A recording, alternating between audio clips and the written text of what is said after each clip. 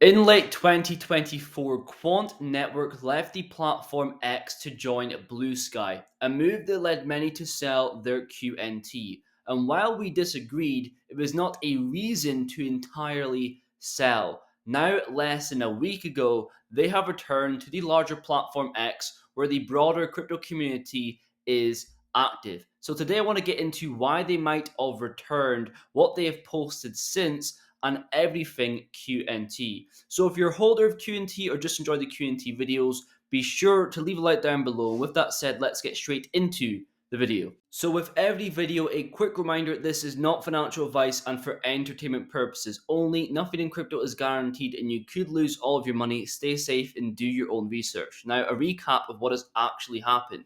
Well, they left the X platform, they deleted the post itself, but we made a video, right? Because people were selling their QNT, and the whole video was to reinforce why I'm still holding the project. And we disagreed with the decision, right? X itself is a bigger platform by miles. Technology itself should be agnostic. Why not be on both platforms? And the crypto community is non existent on Blue Sky. The decision did not make any sense, but selling didn't make sense either.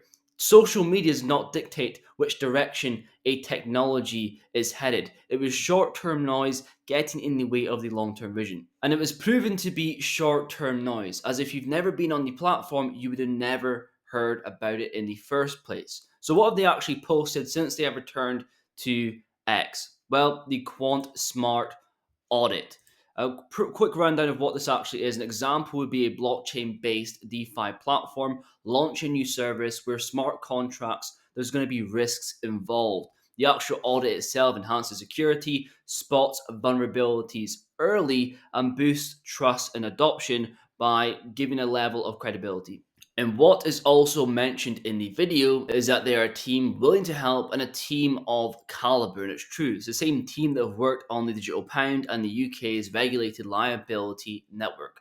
Moving on to the next post, we have the top 5 payment trends for 2025. There's programmability and there is CBDCs. Quant Network's Overledger is highlighted as a key enabler for interoperability of CBDCs and payment systems. The reality is that we can see here is central banks 81% expect to issue a CBDC and 47% will see one within the next 5 years. Now we do know in the US, Donald Trump has issued an executive order prohibiting a CBDC in the USA, but the reality is that 130 different countries are exploring CBDCs. It's a global trend worldwide. And the good thing for Quant is they are much more than just CBDCs. And we can also see in the article that companies like Revolut are moving into areas such as payroll services and invoice processing, all under one digital roof. So, if they're looking to broaden their services, Revolut and similar companies into blockchain technology, decentralized solutions, it's not out of the question that they can leverage Quant Network. Remember, they're one of the biggest holders out there. Let me know down below if you think that will happen. Moving on to XAI and QNT. So XAI is a company created by Elon Musk, which aims to create AI systems that can integrate seamlessly with other tools such as OpenAI's ChatGPT and Tesla's systems. And here we can see the layout of the Overledger and XAI, and it could change everything, positioning Quant as a leader in AI blockchain, because we know that blockchain interoperability is needed for these decentralized AI solutions, and Quant could position itself as a default infrastructure for the blockchain AI convergence. And also, new clients, governments, could be involved in the Quant ecosystem if XAI is building new solutions for these major platforms. Then we can see the Overledger become more attractive. And finally, thanks to XAI, we would see a boost in network activity because the Overledger is powered by QNT, which is needed for license fees, transaction validation, and potentially staking in the future, which is the next topic of conversation. So, Overledger via XAI will increase demand for QNT. Now, moving on to staking. So, UK law is changing on January 31st. UK staking law, coupled with the fact that in terms of the terms and conditions for Quant Network, we can see that staking services for QNT. Also, the CEO Gilbert Verdine stating that after regulatory and legal clarity, staking will be available, and they've essentially gotten the green light regulatory wise on the 31st. So I would not expect it to arrive on the 31st, but definitely in Q1 of 2025. And this could be the catalyst for QNT to finally take off, because the market is in a weird spot right now where we're not near the bottom, where it's very easy to be optimistic about the future because you know that the bottom has already been in, or the bottom of the market is very close.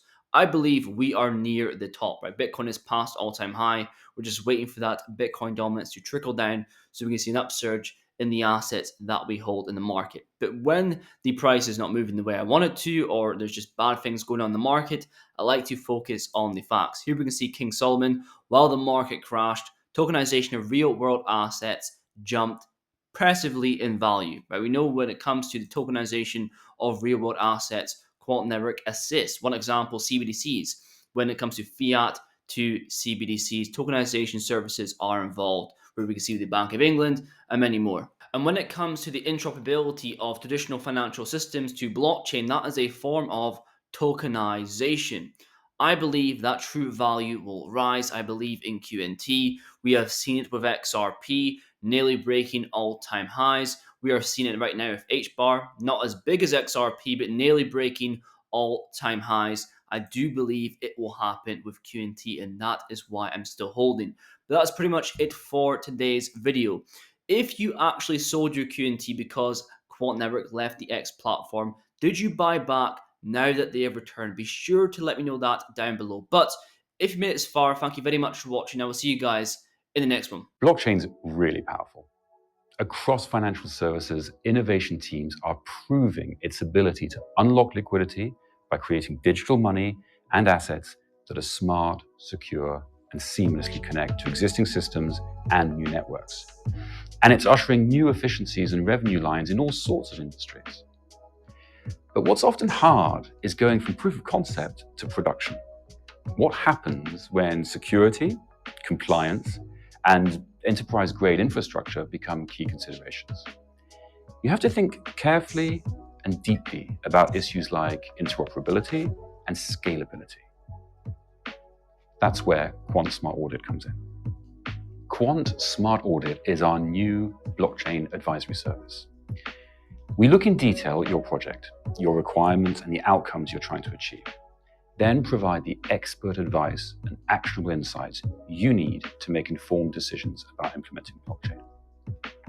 It's delivered by the same team of quant experts who worked on the Bank of England's exploration of a digital pound, and more recently, the UK regulated liability network. You couldn't have a more experienced team advising you on your project.